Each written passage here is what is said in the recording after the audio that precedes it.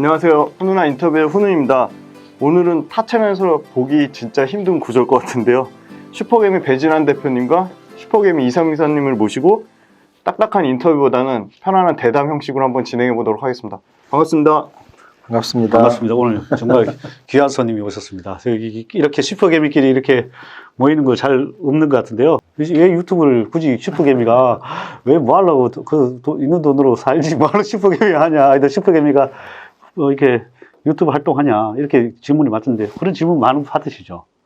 뭐 질문 가끔 받기도 하고요. 그것보다 네. 이제 더 원천적으로는 뭐 이렇게 뭐 열심히 사냐, 쉬면서 살지. 그러니까, 뭐 이런 네. 질문도 많이 네. 받고.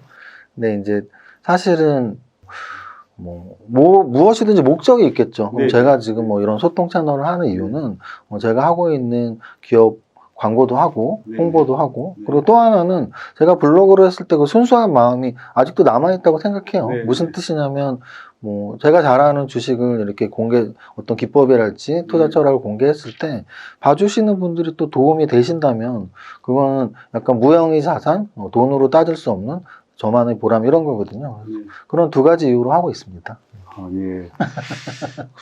어쨌든 참 이게 대부분 이제 궁금한 게 세무사님이 주식을 워낙 잘하시니까 그리고 또 뭐 작년에 보니까 예측한 것들이 상당히 많이 맞더라고요. 그래서 올해 뭐 장세 뭐 예측이 어떤지 뭐 패드가 뭐 금리를 뭐 인상한다고 얘기하는데 뭐 그게 인상이 아니라 어떻게 패드의 금리 방향이나 뭐 이런 게 어떻게 되는지 한번 예측하고 있는 방향이 어떤지. 사실 뭐 자주 말씀드리는데 예측은 어차피 뭐 50%의 확률인 거죠. 네네 맞습니다. 그래서 심지어는 네. 원숭이랑 사람이랑 똑같다는 말도 나오는 거고 그럼에도 불구하고 예측을 하는 이유는 예측한 후에 이제 대응을 좀 빨리 하기 위해서일 거고요.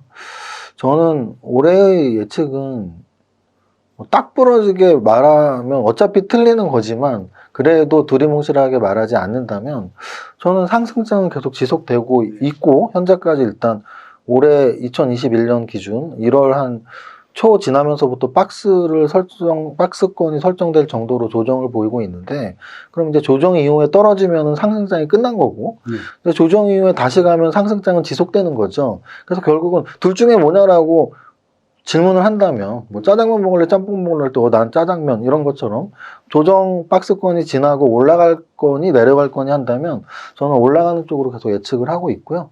그 가장 큰 이유는 뭐 방금 말씀하셨던 일단 금리가 현재 계속 저금리 기조가 아직까지 지속되고 있고 그 이면에는 결국은 코로나로 인한 이런 실물 경기 위축을 어떻게든지 이겨내겠다는 전 세계의 각국의 경제 정책들이 똑같은 거거든요. 지금 우리나라도 마찬가지고 맞아요. 우리나라도 저금리 유지되고 있고 또 새로운 3차 지원금도 또 나오고 있고 그래서 결국은 이것들이 언제까지 지속되는지 여부이고요.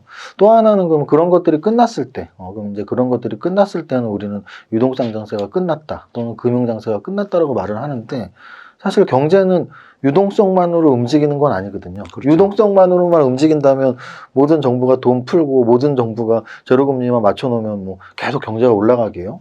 그러면 그렇지 않다는 얘기죠. 그러면 결국은 이 유동성 장세가 끝나는 시점에 분명히 물가는 상승을 하고 있을 것이고 그 물가 상승에 맞춰서 금리는 올리겠죠.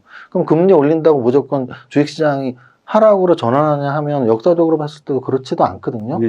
금리가 올라가면서도 경기는 계속 상승하고 주가가 올라갔던 시절이 있어요. 그런 시절을 우리는 실적 장세라고 하고요. 그래서 결국은 그 두 가지 예측. 언제 유동성 장세가 끝날 것이냐. 근데 아직은 안 끝난 건 확실하니까 네네. 상승장이 지속되고 있다. 네네. 그리고 그 끝쯤 유동성 장세의 끝쯤에서 과연 실적 장세로 넘어가는지의 여부는 모든 기업들이 실적이 어느 정도 나오느냐의 여부에 적은 수치상으로. 근데 현재까지의 흐름은 빅테크 기업들 위주로는 코로나 이후에 지금 실적들이 그렇게 나쁘지 않거든요. 그래서 실적 장세가 이어질 가능성이 높다라고 보는 관점에서는 여전히 상승장이고 좀 더 지속될 것이라고 말씀드리고 싶어요. 네. 그래서 제가 볼 때 보니까 세무사님 이렇게 보통 타 채널에서 말씀 많이 하시는데 본인 채널도 성장주, 주로 이제 성장주를 많이 얘기하시고 대형주 위주에 많이 얘기를 하시는데 작년에 그래도 대형주 위주를 많이 갔잖아요. 그리고 최근에는 또 중소형주가 이제 좀 괜찮을 거다 했는데 중소형주도 좀 많이 움직이고 있는 것 같고. 그렇죠.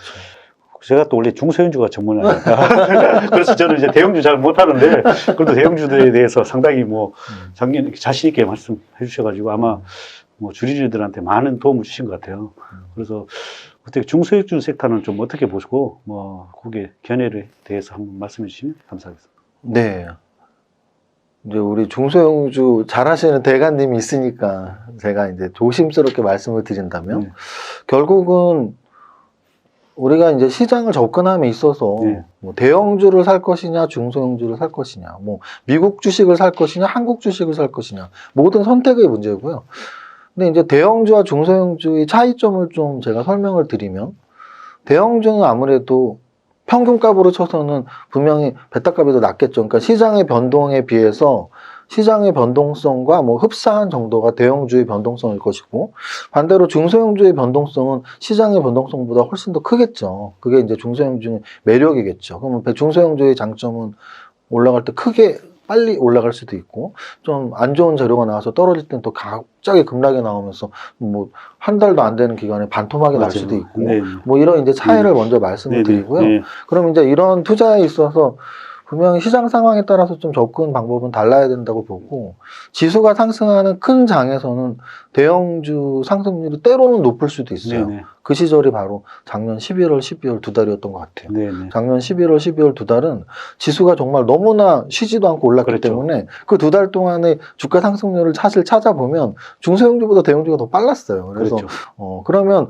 언제까지 대형주가 계속 좋냐? 절대 대형주가 계속 좋은 장은 있을 수가 없죠. 왜냐하면 지수가 오늘도 오르고 1년 후에도 오르고 10년 후에도 오르지 못하거든요. 네, 오름이 있으면 내림이 있으니까 지금 실제로 1월부터 뭐 한 달 반 정도 박스권 조정 장세가 있으니까 그럼 제가 이제 중소형주에 좀 주목하자고 했던 이유는 사실은 조정 장세에서는 결국 지수 관련 대형주가 움직임이 한계가 있으니까 지수가 묶여 있을 때는 중소형주가 움직이는 거니까 뭐 중소형주에 주목하자라는 말도 좀 여러 번 드렸고요. 그럼 이제 어떤 중소형주에 그러니까요. 주목해야 되냐에서는 사실은 접근 방법은 여러 가지가 있겠죠. 근데 네. 저는 대형주가 움직인 그 섹터에 소속된 중소형주를 우선적으로 보는 게 저는 원래 탑다운 분석가이기 때문에 그게 저는 좀 맞다고 보고 실질적으로 작년 11월, 12월에 장을 주도적으로 움직였던 애들이 뭐 삼성전자 같은 반도체 또는 뭐 삼성 SDI나 LG화학 같은 2차전지였거든요.